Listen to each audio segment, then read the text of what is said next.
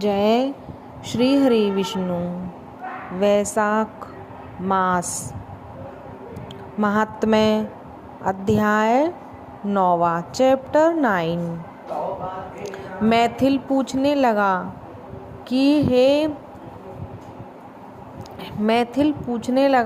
हे विभो, जब कामदेव जल गया था तब उसकी उत्पत्ति कैसे हुई और कर्मवाश उसे कौन कौन से दुख भोगने पड़े। हे ब्राह्मण, मुझे इस बात को सुनने की बड़ी ही अभिलाषा है। यह कहकर मेरा संदेह मिटाएं। यह सुनकर श्रुतदेव कहने लगे कि मैं स्वामी कार्तिकेय के जन्म की कथा कहता हूँ। इसके सुनने से सब पाप नष्ट हो जाते हैं और यह कथा यश को बढ़ाने वाली और पुत्र देने वाली, धर्म करने वाली, संपूर्ण रोगों का नाश करने वाली होती है।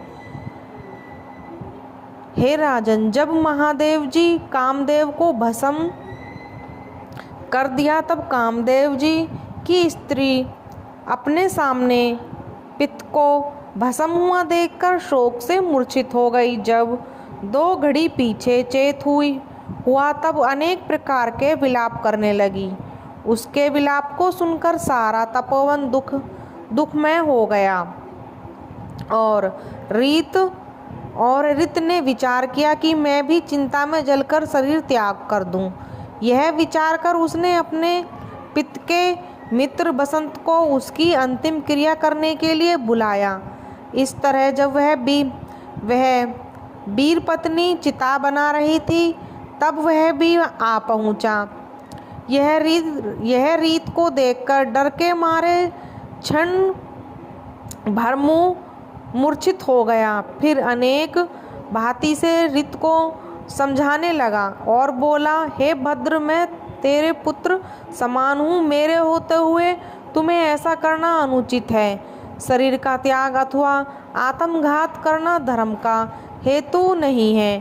प्रकार जब बहुत से समझने पर भी रीत ने अपना शरीर रखना न स्वीकार किया तो उसकी दृढ़ता देखकर बसंत ने नदी के तट पर चिता बनाई और रीत गढ़ गंगा में स्नान कर संपूर्ण किया। कर्म से निश्चिंत हो सब इंद्रियों को रोक और मन को आत्मा में लीन कर चिता पर चढ़ने को उद्यत हुई। तब आकाशवाणी हुई कि हे कल्याणी, हे पिता में अत्यंत प्रेम से पित्त रखने वाली, तू चिता में प्रवेश मत कर। तेरा पित्त महादेव जी और यदुवंशी कृष्ण भगवान से पुनः पैदा होगा। ऐसे क्रम से 2 जन्म होंगे, तब दूसरे जन्म में श्री कृष्ण से रुक्मणी के गर्भ से तेरा पित्त होगा। उसका नाम पृथुमन होगा। तू ब्रह्मा के श्राप से संबर के घर में निवास करेगी। वहीं पृथुमन नामक तेरे पित्त से तेरा समागम होगा। ऐसा कहकर आकाशवाणी अदृष्ट हो गई। जब रीत ने यह बात सुनी तब मरने के लिए उद्धत भय रीत से चिंता में प्रवेश न किया। उद्धत भय रीत ने चिता में प्रवेश न किया। पीछे जिनके स्वार्थी सिद्ध के लिए महादेव जी द्वारा कामदेव भस्म हो गया, वे सब देवता बृहस्पति, इंद्र और अग्नि को आगे करके रीत में अदृष्ट हो बोले और महान वरदान देकर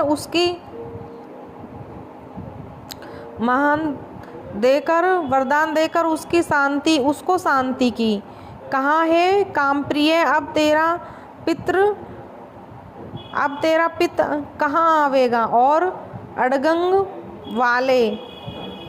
वाले की तरह मरा हुआ दिखाई देगा। ऐसा यों अनेक प्रकार समझा बुझाकर धर्म उपदेश देने लगा। मेरा पिता पूर्व कल्प में सुंदर नाम का राजा था। उस जन्म में भीतु उसकी पत्नी रजशंकर कारिणी हुई थी, इसी से तेरी यह दशा हुई है। अब तू वैशाख में मंददाकिनी नदी में प्रातःकाल स्नान करके मधुसूदन भगवान का पूजन कर उसकी दिव्य कथा सुन तथा भीमानी अशून्य शयन नाम का व्रत प्रारंभ कर। हे भद्रे, वैशाख में इस धर्म के कारण करने से, इसी व्रत का अनुष्ठान करने से तेरा पित्त तुझे अवश्य मिल जाएगा, इसमें संशय नहीं है।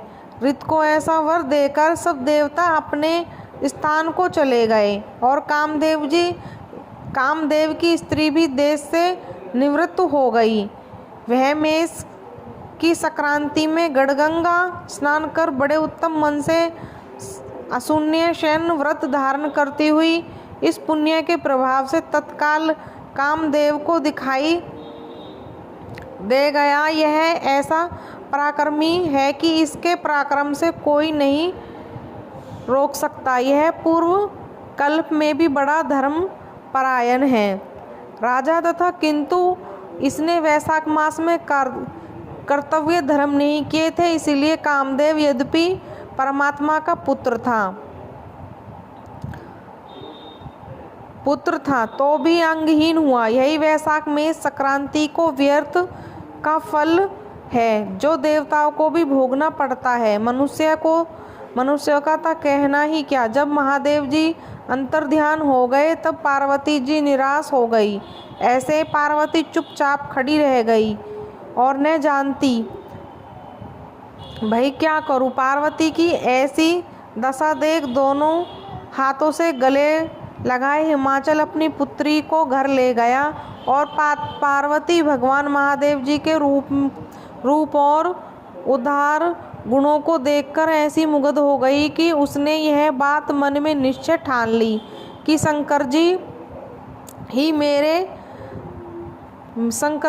मेरे पति होंगे। ऐसा दृढ़ व्रत धारण कर शंकर में मन लगाया और गढ़ तट पर जाकर तप करने लगी। माता पिता तथा कुटुंबियों ने बहुत समझाया पर एक ने मानी, अन्न खाना छोड़ दिया।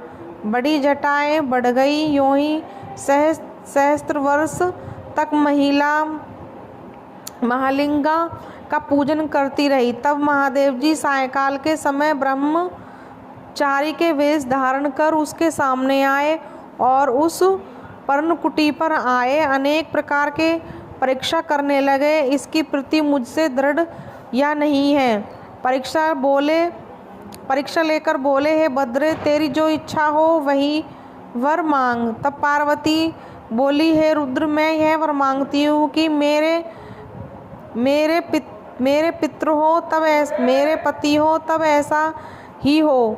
वर देकर सप्तऋषि को बुलाया। वह आकर हाथ जोड़कर आगे खड़े हुए। तब ऋषियों की आज्ञा देखकर कहा कि तुम कन्या के पूछने के निमित्त हिमालय के पास जाओ। भगवान की ऐसी आज्ञा पाकर कन्या के लिए हिमाचल के घर आकाश मार्ग में चले गए। उनके चलने से दसों दिशा प्रकाशित हो गई और त्रहावेता सप्तऋषियों के आते ही देख हिमाचल उठकर आदर पूर्वक ले आए। सबकी विधिवत पूजा की, सब सुख से आसन पर बैठ गए। तब हिमाचल ने पूछा, हे महाराज, मैं धन्य हूँ, आज आप मेरे घर पधारे हैं, इसमें कृत्य हुआ हूँ। आपके आवागम में अपने पूर्व जन्म के पुण्यों का फल मानता हूँ। पूर्ण मनोरथ माताओं महात्माओं के कृत्य हम सरीखे नहीं जाते। आप अपने अनेका कारण के जो आपकी आज्ञा हो गई मैं करूँगा। यह सुनकर सप्तऋषि हिमाचल से बोले, हे गिरिपते, तूने अपने ही समान दृढ़ वाक्य कहे। महोदय, हम अपने आने का कारण तेरे प्रति कह रहे हैं और हम कह रहे हैं, राजन, यह जो तेरी पार्वती नाम की कन्या है सो पिछले दक्ष की पहले दक्ष की पुत्री हुई थी। इसने पहले अपने पिता यज्ञ में देह त्याग दिया था। इसी ने अब तेरे यहाँ जन्म धारण किया है। इसका पाणी ग्रहण करने योग्य 3 लोकों में महादेव जी को छोड़कर और कोई नहीं है। इसलिए कल्याण की इच्छा करते हुए तू अपनी कन्या का विवाह महादेव से कर दे। तूने सहस्त्र जन्मों में अनेक सुकृत किए हैं। सौभाग्य से वे परिणाम को प्राप्त हुए हैं। ऋषियों के इन वचनों को सुनकर हिमाचल को अत्यंत हर्ष हुआ और बोला कि मेरी पुत्री को छाल के वस्त्र धारण कर गंग तट पर अनशन व्रत धारण का अत्यंत कठिन तप कर रही है। महादेव जी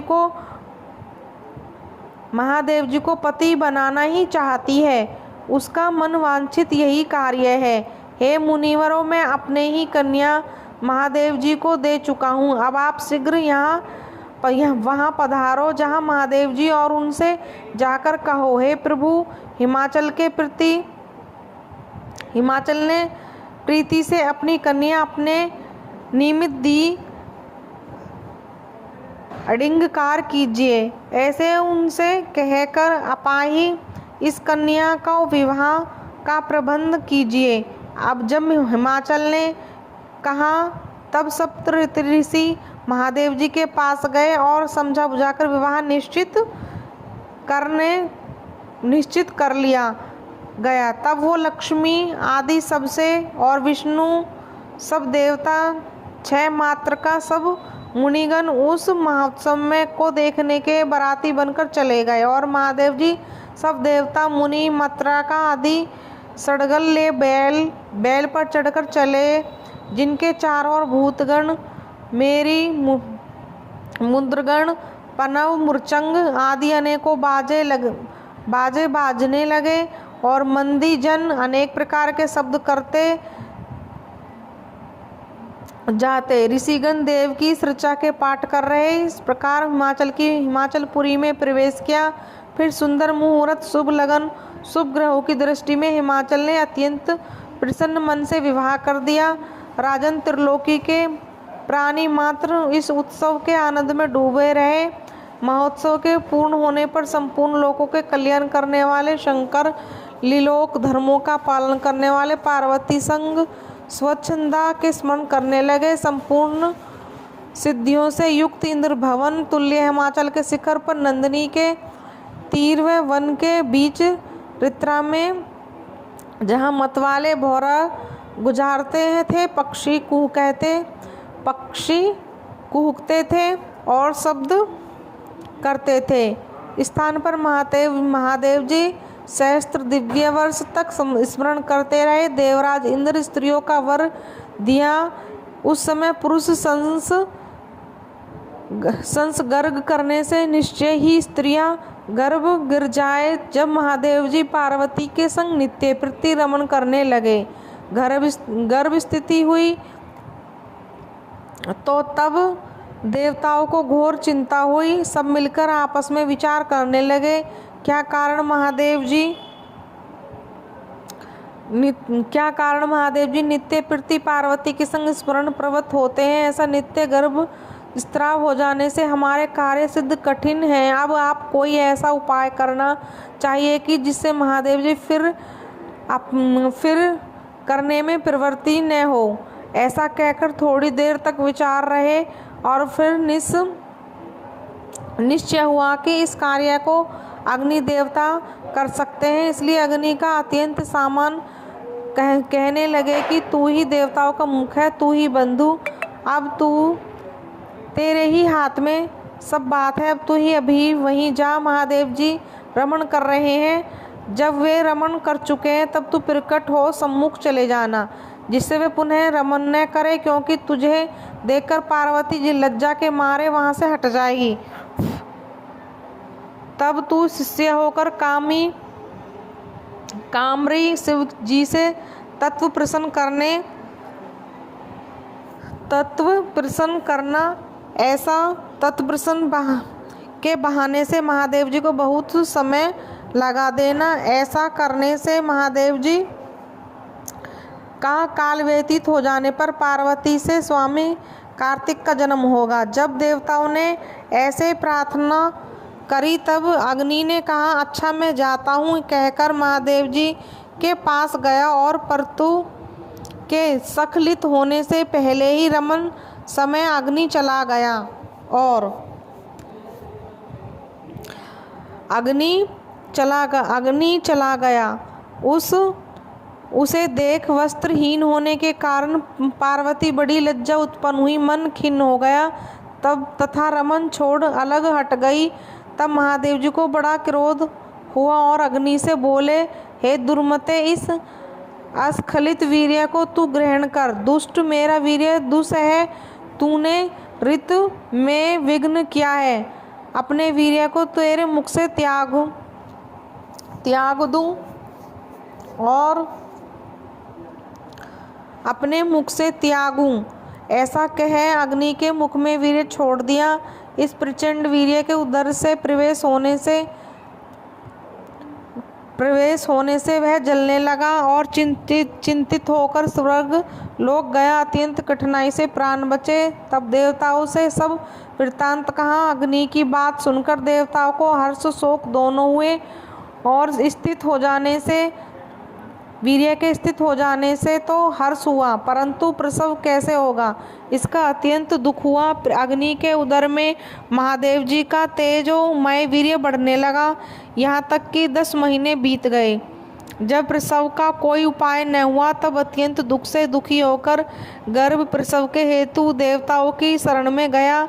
तब सब देवताओं अग्नि को संग ले महाय साविनी गंगा के पास गए। सब मिलकर स्तुति करने लगे, हे माता, तू ही संपूर्ण देवताओं की माता जगदेश्वरी है। भद्रे, तू देवताओं को निर्मित शंकर के इस तेज को धारण कर जो अग्नि के गर्भ में बढ़ रहा है।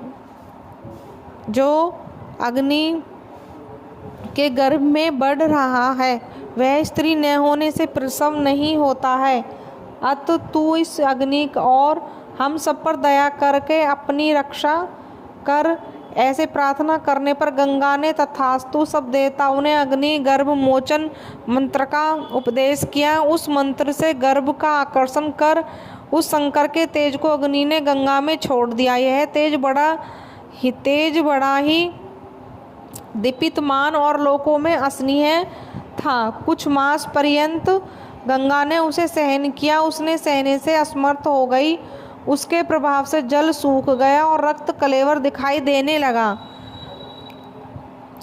पितात व्रत के प्रभाव से देवी अत्यंत दुख से व्याकुल हो गई। सब लोग पावनी गड़गंग ने अपने उदरस्थ गर्भ को त्याग दिया जो सर्पतों में गिरा। सर्पतों से वदीर्ण हो उस गर्भ के 6 भाग हो गए।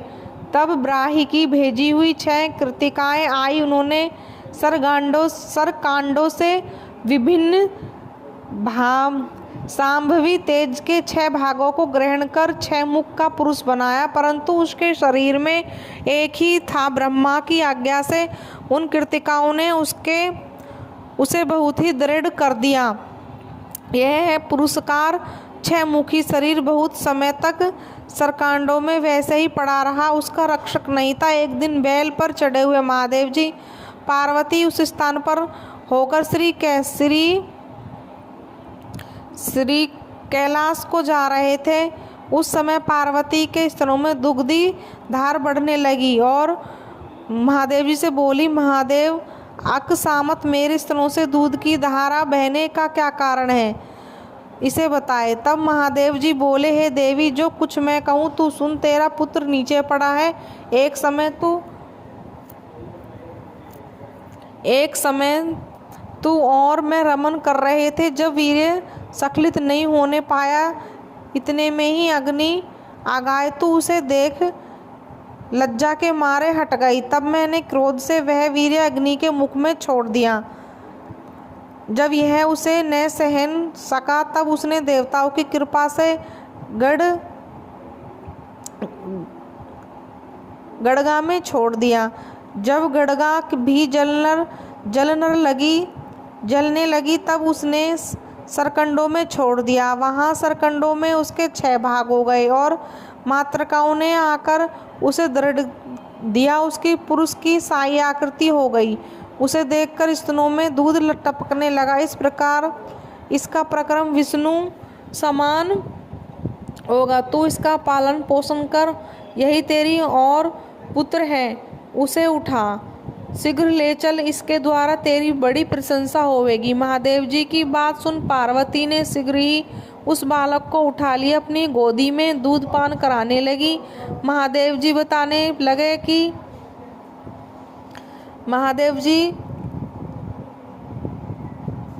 बताने पर देवी पुत्र स्नेह में तत्पर हो गई और महादेव जी कैलाश को गए। इस प्रकार पुत्र का लालन पालन करती हुई देवी अत्यंत संतुष्ट हुई।